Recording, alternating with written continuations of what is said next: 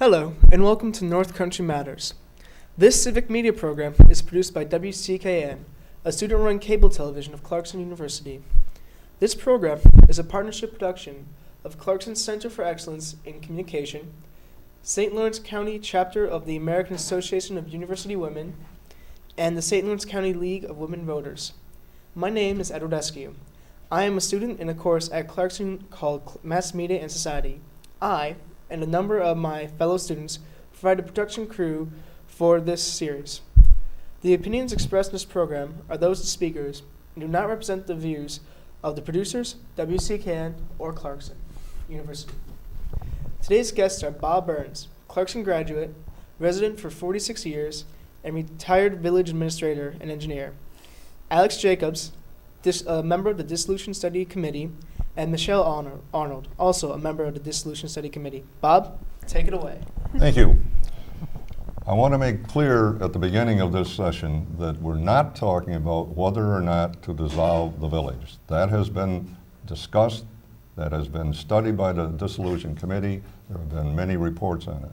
What we are talking about today are alternatives, innovative ideas, and things that we can do better than we have done in the past, regardless of whether the village dissolves or not. So I just wanted to make clear that of that point, and that this program focuses on the information that came out of the Dissolution Committee's options report. And we will be referring to that if we have to at any time during the program. So, Michele, would you please? There are a few definitions that I think that the public would benefit from hearing. One is, in the report we refer to functions. Functions are the departmental services. So a function of the DPW would be brush pickup, for instance. A functional merger, that would be when the village and the town actually join, merge two departments into one department. More than likely it would be a town department, not always. Shared facilities, that usually refers to the actual logistical location, facility location, geography actually, of village and town departments. And shared services. Shared services, there are a myriad of possibilities. There might be two village departments that share services. For instance, police and code share enforcement service. There might be village and town services that are shared. For instance, if code was co-located, they would share services. Maybe a phone, they would share the same phone. Services shared with other municipalities or other groups. For instance, the county and state, like the village police, share services with the St. Lawrence County Sheriff and the New York State Police Department. Those are just a few things, and otherwise I think it's pretty clear. Alex has some opening comments, please. Well, I just wanted to make it clear that when the village board appointed the Dissolution Study Committee, we were actually given two charges, one of which was to study what would happen if the Village of Potsdam ceased to exist, and the other was to study alternatives to dissolution or shared services. And we haven't heard as much about the second part, and I just wanted to make it clear to voters and to residents in Potsdam why the alternative section is really important to take a look at as we lead up to this vote and then going into the future. One of the main reasons is just to take another look at how we do business, which is what this whole process has been about. Importantly, if dissolution is not voted through in November, the public might want to take a look at some of these considerations, because we'll probably have some new faces in the Town and Village Board. And under New York State law, the new New York State law regarding consolidation and dissolution of villages, this subject could be brought up again in 2 years. And I just wanted to make it clear that these alternatives, really, we should start looking at them now, having had this big conversation about how we do business in Potsdam. And in fact, there have been movements within the village already regarding some of these alternatives. So I think that now is very important to start moving on them. There are a lot of opportunities. Which proves that discussion does lead to advancement. And so this is very important to all of the residents, both in the village and the town. We're going to go directly to each of the reports that come out of that options report. And the first one is economic development. And Alex, if you'd comment, please. Yes. Another point I wanted to make before we continued is that actually the town and village of Potsdam do share some services currently, and we should recognize them for the work that they do right now.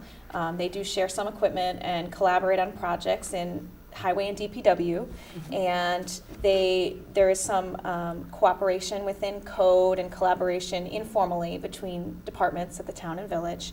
And of course, they also jointly oversee and fund the recreation department. So I just wanted to give them kudos going in. Also, the assessor, the town provides townwide. Animal control is provided by the town, townwide. DPW, in the village and the town, they share equipment. Notably, the town helps with the paving, street paving. Licensing, the town provides that. And economic development, the town contracts on somewhat of a regular basis with the Economic Development and Planning Office. And also fire protection, there's a certain amount of Yes. sharing.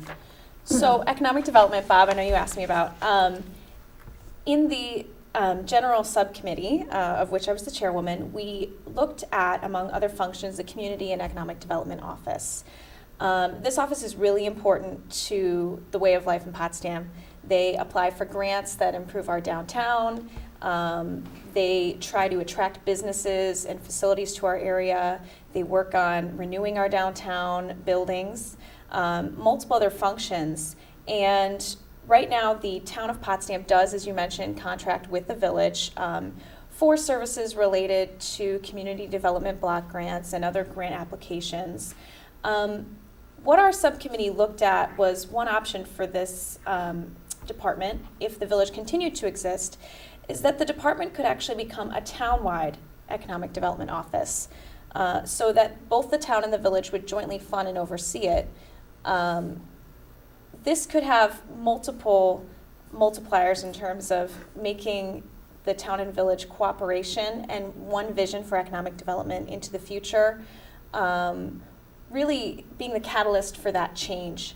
If you were to have a joint office, one thing that we considered is that whereas the village currently works on a comprehensive plan for its vision for economic development and community development into the future, that the town could also collaborate with the village to have one vision townwide for the whole of Potsdam, and really start to work out the bugs in some of these economic development issues that sometimes cause the town and village to disagree. We saw this as an opportunity not only to share the costs between the two governments, since they both do utilize and might be able to even more broadly utilize this office together, but also as a way for them to really come together and have one vision for growth in Potsdam. And in the one vision, there's also a subset, I think, where there are differences that the town would have to articulate and the village would have to articulate, so that it's not some homogeneous, dull, unrealistic goal. We're Right. talking about that they would actually distinguish, articulate what would matter to the town and what would matter to the village, and find the common ground as that goal. So I think it's a lot of communication. If we look at each of the issues that we're going to be discussing, if we go back to the Joint Recreation Commission seems to me to be a very good example of what can be done. They have articulated their program points over the years, they have refined them, and they have jointly agreed on what is going to be done and what services will be provided with that program. If we could follow that example in each of the areas, I think we would be well served. Okay, on to the second point, codes. The Michele? codes. Alex prefaced her comments with explaining what the Economic Development Department does. Code Department, maybe some people don't realize, it's mostly they follow a New York State set of laws having to do with fire safety and safety in general with building and so forth. But in the village, versus the town, say, there are special set of codes that are meant they're approved by the village board, and their law, and they're meant codes and ordinances, and those are meant specifically for the Village of Potsdam. And there is mostly the enforcement burden is on the code department, but also the police help enforce some of that. One of the ways that we thought that I was the secretary on the code department subcommittee. One of the ways we thought we would improve would be a functional merger. That means that there would be one department for both the village and the town, and that because the New York State set of laws was the overriding burden for their job, that they would then have a separate set of codes just for the village they'd have to adopt. There'd be different definitions that would have to be modified, or a whole new addition to the town set of codes. The other thing was co-locate facilities and take advantage of the economies of scale. And we were talking that they, at that point, town and village could each have code department chairs, but that they might be able to cover for each other.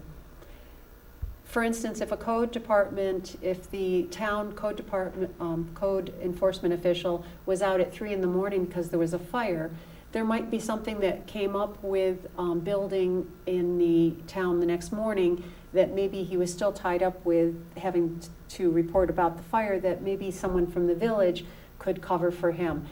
Because there's only a limited staff in both these departments, we thought that there was all sorts of possibility with cooperation, collaboration, and they know each other very well. Mm-hmm. They're frequently of the same mindset in terms of they've all been trained the same way, and they've certified and so forth. So that's that. And Michele, I know you found when you were doing your sort of interviews with folks at the codes department to find out how they do their work and ideas for the future. I know that you found that a lot of the code officials informally work together anyway, and they ask each other about opinions, and they know about each other's work. And in particular, the issue that you brought up, that they could sort of cover, if they were within one office, one department, that say a village code official could cover for a town official in an event until they could get there. I think so. That there's impacts that could have for economic development and growth in terms of if an expensive project doesn't have to wait an extra hour for your code official to come take a look, but that could save them thousands of dollars, or would just encourage some of those projects, for instance, on the Clarkson campus or wherever it might be. The hospital. Yeah. Yes, So that was absolutely. really It's great a idea. practical aspect. Mm-hmm. I agree. This point is valid for economic development. It's probably going to be valid for every one of the issues we're going to be discussing. Mm-hmm. And that is an idea that I don't think has really been fully discussed or fully explored. The Dissolution Committee has looked at things that nobody really has looked at carefully or in depth. So that may cover more of these issues we're going to be talking about. Anything else on code? No, there are other things that will show up in the additional considerations, but for now, having to do with code, but for now we could move on Okay. to court. Mm-hmm. Next, we're talking about the courts. Alex? So the court issue is another example of one where there's actually multiple ways that you could look to share services or look at alternatives to dissolution within the village and town. The village and town both have courts. They both look at thousands of cases annually. They both take in a substantial amount of revenue from these court cases, from fines and other things. Both facilities, there is an option under New York State law where they could actually consolidate into having only one court for both the town and the Village of Potsdam. That's one consideration that the court subcommittee did look at. Another more simple option is that both the town and the village have courtrooms currently. Both of those courtrooms at this point aren't completely up to the new standards under New York State law. They both, at some points, have required some renovation. Actually, both have undergone renovations within recent years. And given that they both need to do this, is there a possibility, and this has been looked at in the past, could they instead fix up one facility, have one courtroom that they share on different days because they both have different court dates, in which case the taxpayers could save funding in terms of only fixing up perhaps one facility.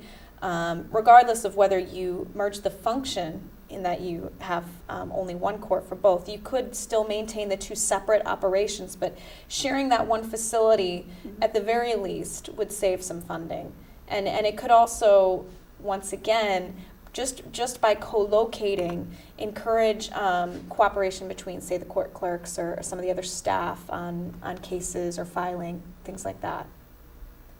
And I think you would find, if that were to happen, that because they were located in the same facility, it would be easier to really discuss combining the courts. Yeah. And they would have an opportunity to do that. Okay. Okay, the next issue is police. Michele? Under police, because there isn't a town-wide police or law enforcement, there is already a lot of sharing of services with the St. Lawrence Sheriff's Department. But what we looked at wasn't just shared services. We were looking at raising fines. The fines are low by other North Country village standards and also by communities similar to ours. So when we looked at the comps, there's lots of room for raising the fees. And also, that was also something we considered for code, raising the fees. I can mention that later. The raising the fines, we thought, would accomplish a couple things. One, it would reflect the actual costs of the law enforcement and reflect current costs. And also, it boosts revenues. But there's something else. It would deter violators and repeat offenders, which if you have like artificially low fines, then you tend to have higher rate of repeat offenders. It's a disincentive, an incentive not to break the law. Mm-hmm. And it would, we thought in all ways it would help. The other thing would be, we thought that there was a lot of room in relationship building with the colleges. And when we talk about the colleges, the administrative staff, the campus judicial, Greek life, residential life, there are just so many different offices at the college with whom you could strengthen your ties. Evaluate all non-mandatory services. So the actual police department would have to look at everyone's job and see if they are qualified, overqualified, underqualified, and actually just do an evaluation. Continue the periodic reports to the village board. That began after we interviewed the chief of police, and now I saw that it was even in the paper. These reports, which update the community. They're not just updating the board, the village board, but I think those are very valuable, and they're following through with those. And we said form coalitions with the community, civic groups and neighborhood groups. It's not just the college, but because we have an inordinate number of college students, the college certainly is a moving force in this community, but also there are a lot of out-of-town landlords that need to be relationship building, I think. Mm-hmm. A lot of communications. The one collaboration with the St. Lawrence Sheriff, I mentioned that involves training, investigating backups, equipment, sharing technology, job improvement, mutual aid, and the police academy. They have a long list of things that they already do, and we're saying continue them. Mm-hmm. Oh, I thought, okay. All right, next, fire. Michele.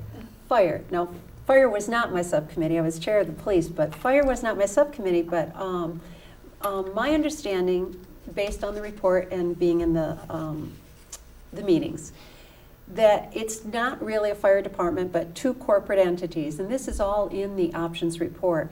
The village owns 4 trucks, the fire station, and it pays 4 drivers.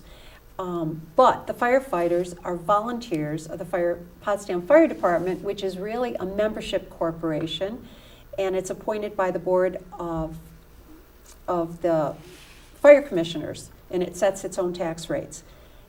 So there's also in the town, they can have a fire protection district. So there's different terms that you need to be familiar with. One of the big ways that the subcommittee found there would be savings is if they shared the paid drivers, which would mean the village and town would have to have an agreement, an IMA, intermunicipal agreement.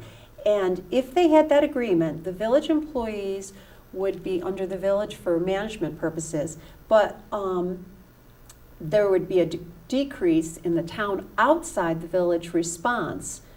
And all the property taxpayers benefit from operational efficiencies. And again, that's a shared driver situation, because currently, if you're a paid driver in the village, you can't cross the village lines. The town, under this scenario, the town would reimburse the village for a prorated share of the employee cost. And this is done in other communities. And otherwise, the town and village could consider other formulas. One would be prorated shares of actual calls, or there's ratios having to do with tax assessment and population, or there's variations on that. And that, again, it's not like you have to reinvent the wheel. It's done elsewhere. Another big savings, actually $10,000 per year, the subcommittee estimated, would be to share a pumper. Currently, the town has one pumper and the village has a pumper, and that's so that the village doesn't have to cross the line. They each need it for that reason, not because the volume of the need for a pumper requires two pumpers. It's only because of village and town boundaries. And if there was an agreement, you could have one integrated fleet, which means that the village and the town could use any vehicle in the fleet anywhere in the fire district, meaning the geographical area of the village and the town. So it wouldn't be a matter of having to have a pumper because you can't cross over the village line. It would be a matter of, we have one pumper, we only need one pumper, and we're going to save all that money for the second pumper.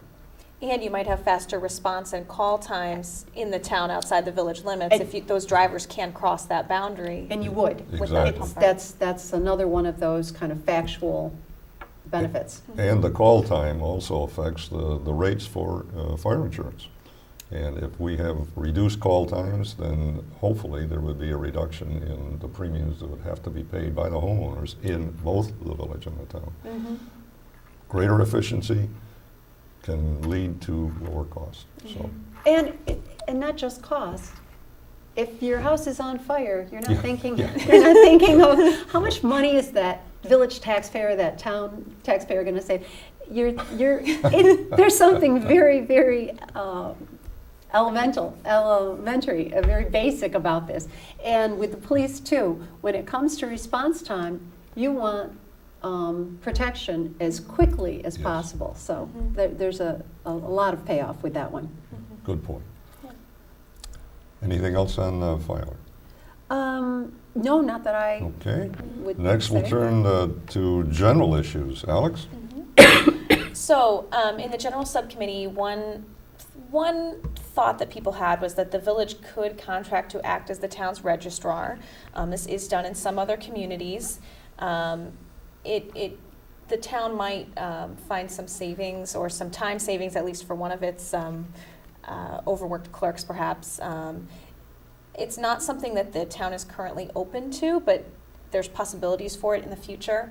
There were some other alternatives that we looked at under the additional considerations that we can talk about later. And just in terms of employee management, oversight, just some general ideas for ways to maybe just streamline government, maybe hopefully make things run a little bit smoother, or just allow the public to kind of have a better idea of what their local officials do on a daily basis.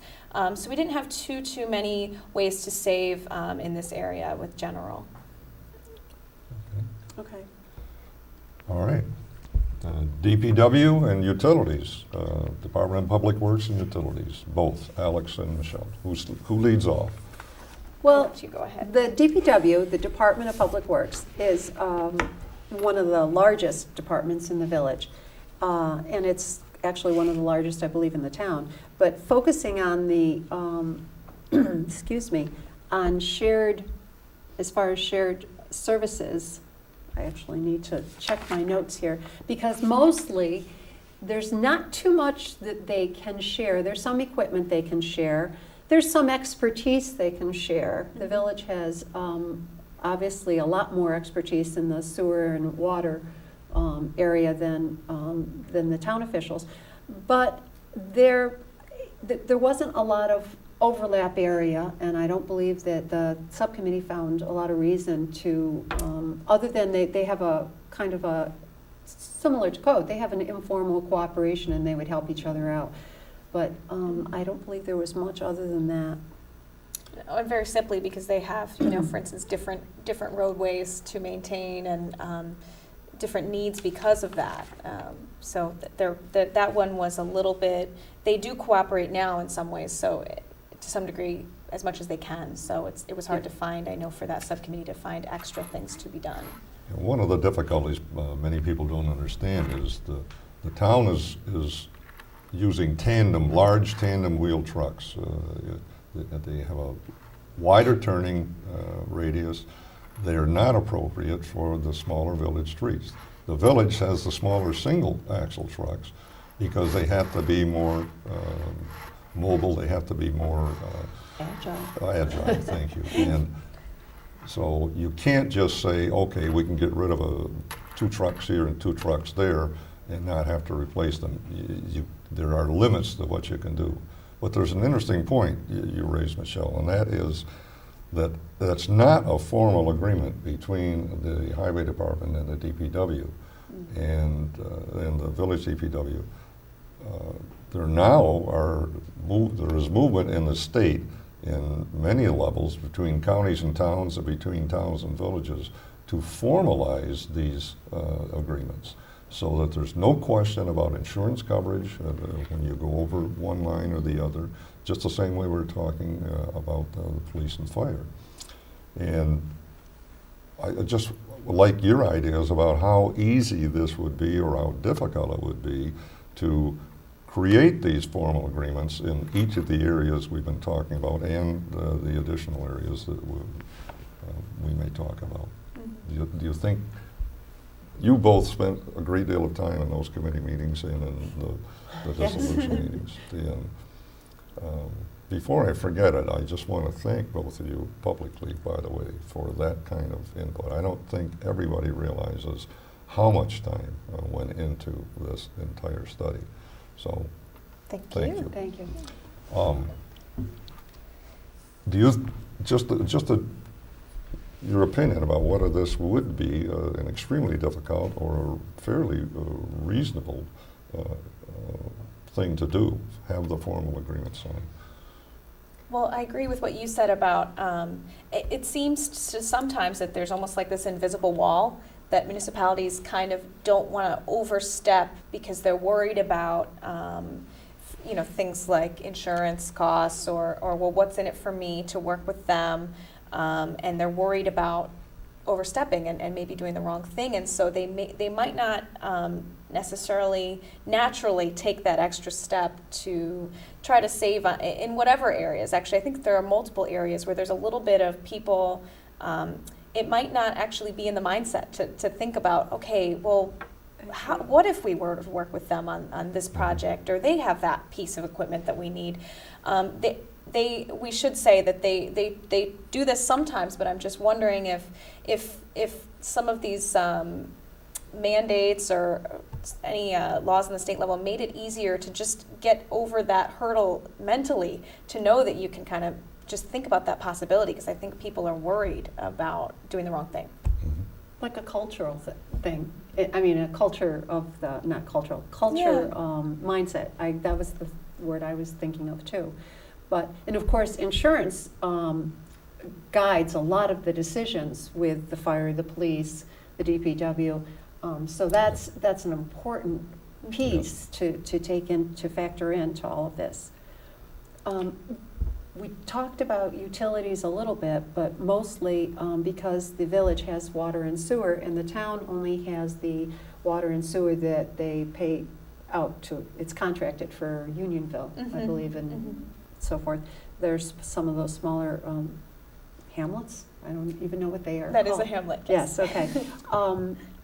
So did you have something to say Yes, about utility? There was a consensus. The committee did recommend that the village and town work together to find a quote-unquote win-win solution for the village to possibly expand water and sewer service outside of its current area.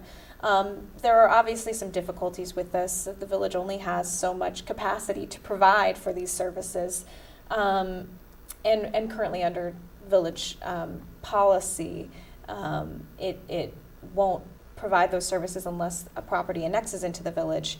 So there's some disagreement when developers come to, for instance, the town, and they want to have something in the town outside, whether or not to annex the properties in order to provide the services or to sell them. And it should be noted that those services cannot be sold at profit for the village. It can only be sold at cost.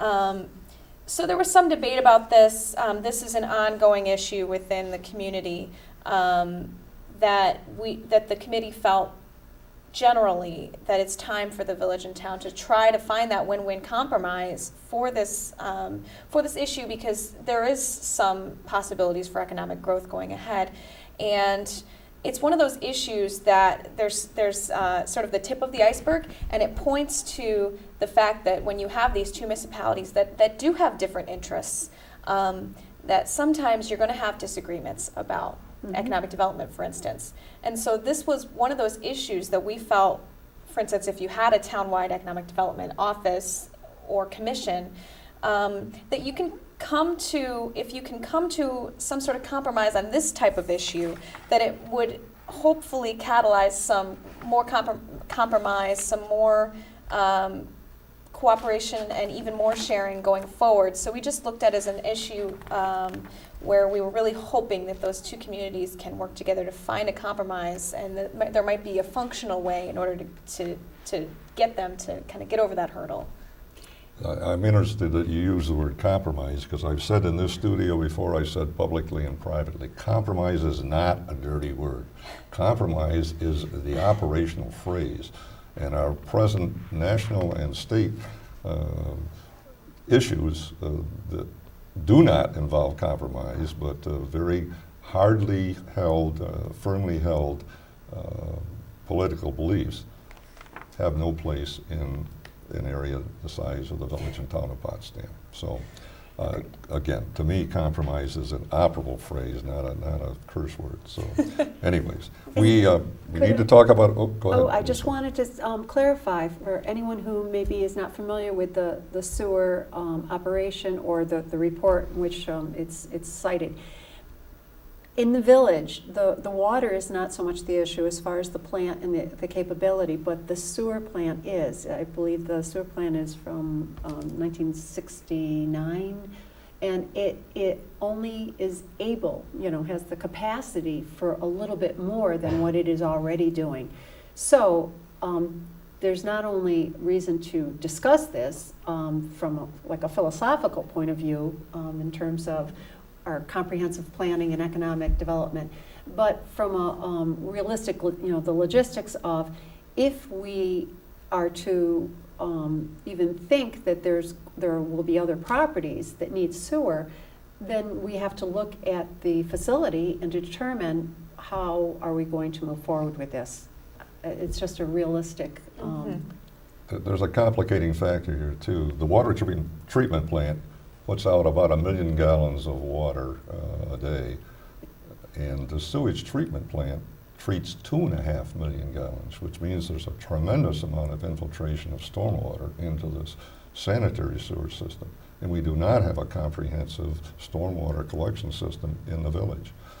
And that's an issue that we're not here to discuss today, but that's an issue that is going to be facing us in the future. And they need to segregate the stormwater from the sewer. Because again, they're reaching at certain points, especially when the schools are in session, the population in the village, that there are limits, and that the facility is close to its limit sometimes.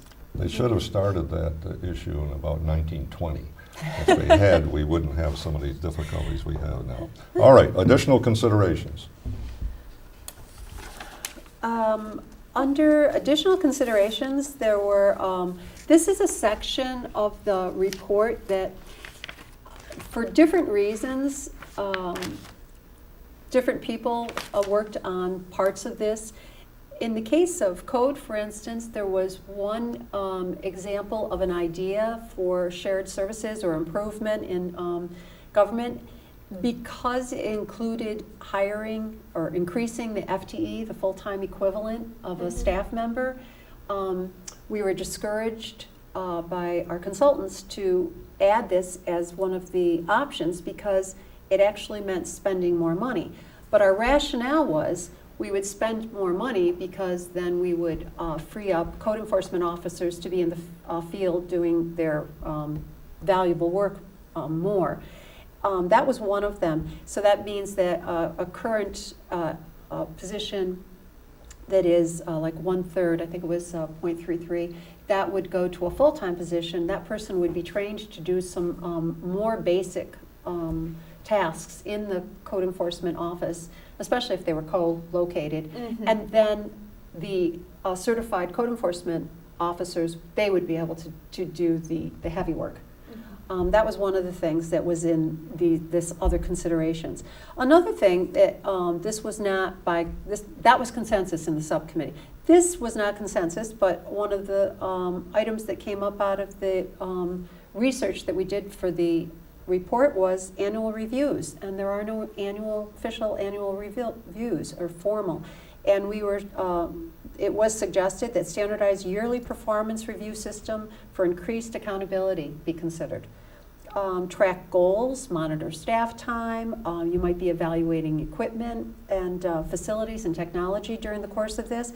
And that could be something that it's certainly in the New York State Handbook for Government that it's not against any law to have these formal reviews. And it should be mentioned, Michele, you kind of touched upon it a little bit when you talked about the assistant position in the code office, that many employees in the town and village have, they actually serve multiple roles. They are jacks of all trades, you know, they put on different hats throughout the day. They have multiple skills. And one piece that the annual review can sometimes touch upon is your work still in fitting with the services we actually need? Because sometimes projects sneak up Mm-hmm. and they end up taking someone's time when perhaps with that review, the supervisor can look over it and can kind of have some input in, well, you know, we actually need to kind of invest your abilities and obviously the funding toward your position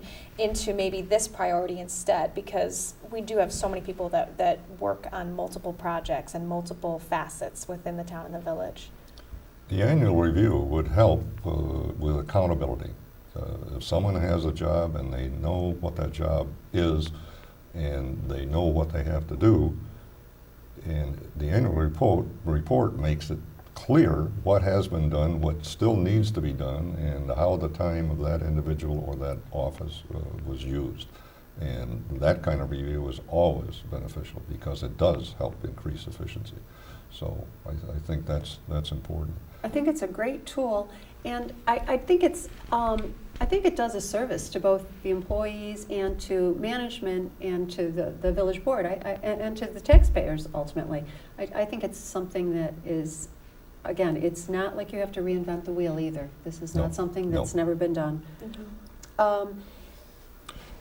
On that particular point, Yes. any formal agreement we're talking about or any of the other issues, somebody in the state of New York has already done it. I know when I was village administrator, we had a whole slew of new regulations that we had to promulgate. And in many cases, we got a lot of help from St. Lawrence County, the different offices there. And we were able to take what they had done, modify it to our need. Instead of spending 50 hours on it, we could spend 15 hours on it. And that's the kind of thing that's important. We talk about increased efficiency. So you're right. We don't need to reinvent the wheel every time an issue arises. So. And that's what Michele was talking about. She talked about best practices and really looking throughout the state. When Michele did a lot of great research on what are our fines and fees in the Village of Potsdam, you know, for police offenses or code issues. And, well, how do we compare to other college communities in New York State? How do we compare to other communities with SUNY colleges within them? And so you kind of did that feet on the ground work to find out, well, how do you do your business there, and how does it work for you? You know, do you have repeat offenders? So I think, yeah, you're right. There are best practices we can look to throughout the state to really look into these issues. And a lot of these were just starting points. This wasn't the main job of our committee. So there's extra work that can be done, and I'm sure that we would appreciate community input into finding out more about this. Exactly. They are just starting points. And for that matter, it's not like we have the market on the best ideas on how to improve the Village of Potsdam's government. Under additional considerations, there was also the increase the code violation schedule, the fee schedule we're referring to that Alex just mentioned. There was also the village code. Both code officers had talked about this. We had interviews individually with them, and then they actually came to subcommittee meetings. But if you had, this was a suggestion from code officers themselves, if you have an attorney whose expertise is zoning and code, it's more economical to hire them as needed rather than to ask the village attorney who is not as well versed in that area. And everyone felt that again, it's done in other communities and it's not an outrageous idea. It actually, they believe, would save money. More code access to code information. We were talking about the different stakeholders, the colleges, the students, the landlords, the village residents, the businesses. There's room for more information being available to these different groups. And again, it might help. Communication is a great way to improve, to just raise the standard, I think. You can't go too far wrong with improving your communication tools. Another thing that we talked about was, and I mentioned it with the police, raising those fees. In other communities, when they do this, they feel as if by raising the fees are, again, it's not just revenue, but they actually reflect what goes into that job, so that rather than the taxpayer like subsidizing violators in the Village of Potsdam because the fees are so low, then it's a more equitable, a fair way to be delivering your services. So I guess that's about it. And we already talked about currently shared services. Let's take just a minute on current. Are there other current, or are there other shared services that we haven't talked about that you think should be addressed? I mean, we went through them, I think, reasonably well, but I just wondered if there was anything that we left out. I didn't find anything, unless I missed it, but I didn't find anything actually in our report, and I can't think of anything, I mean, that we haven't already mentioned within our subcommittee reports. No, I think we've hit on the different areas. And I think the question of facilities, for instance, with the court, when we talked about, or for instance, having one code office. Now, these are intricate issues that, you know, right now, currently, the village and town own separate municipal buildings, they own separate properties, so this would be a huge structural change, not only physically, but in terms of how those offices, the domino effect about how other offices might be reorganized within, you know, both municipalities. So that would be an interesting question. If they were to proceed with that, you know, and they have looked at this in the past at different locations, how that might work. But it was one thing that we talked about, but it should be said, you know, if you were to move forward with one office, one facility, one renovation, something like that, that would also have an impact on, well, where do you locate offices for multiple other things, and how could they possibly work together? Yes. So it could be another example of a catalyst for change. So I don't think we had hit upon it, but it's one thing that it would be intricate. It would require, definitely a change in the way that both municipalities work right now. Yeah.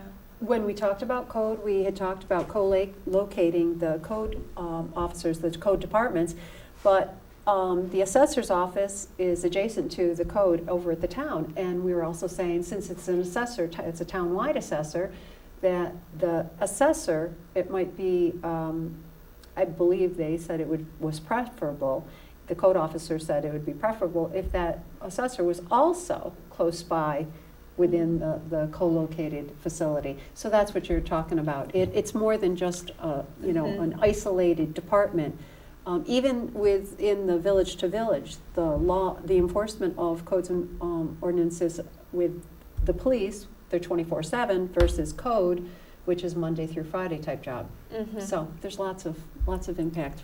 What you're talking about it simply means if you have a problem and it is a complex problem, you need to do exactly what you have done. You need to study it, look at all the ramifications, look at all the opportunities. We always talk about problems, but for every problem there's an opportunity. So that's the kind of hard work that's needed to be done. Michele, you have some closing comments. Well, I wanted to make sure that everyone understands that, actually I'm going to read from my cheat sheet here, that since it's election time, your regular polling place is open between 6 and 9 p.m. And if you're unsure where that regular polling place is, call the St. Lawrence County Board of Elections for more information. And the telephone number is 379-2202. And I encourage every registered voter to vote. This has been interesting. This has been fun. I appreciate the opportunity to have this conversation with the two of you. Thank you again. And I hope we've been helpful in providing information for the residents of both the town and the village on these issues that are critically important to our future. Thank you. And not to have the last word, village residents are town residents Yes. also, and they need to remember that. Everyone needs to remember that. Mm-hmm. Yes. Thank you. Thank you. I'm sorry we're out of time. On behalf of the organizers, I'd like to thank you all for taking time out of your schedules and you're willing to come talk with us and your willingness to participate in the local civic media program. Please come back next week for another candid conversations. And remember, our North Country matters.